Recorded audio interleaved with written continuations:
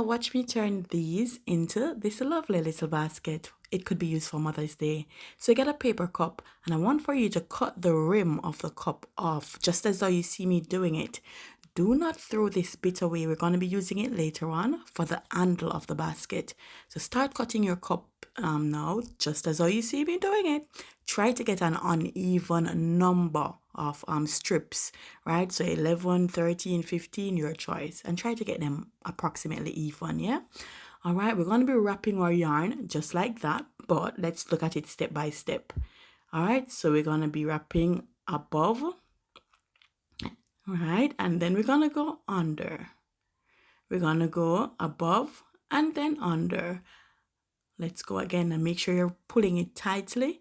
Yeah, above and then under. Go again, above and then under.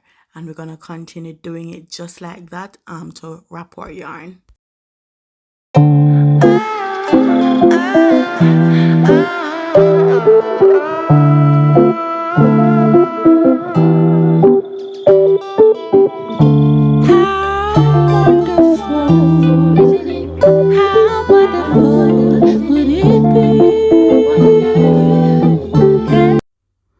Okay, so once you have completed the wrapping of the bottom bit of the basket, I want you to fold the top now, and then you notice that there's some excess edge on it. We're gonna cut those off. Yeah, just like that. Lovely. All right, and that's our kind of our end product. This is the bit that we cut off from the rim.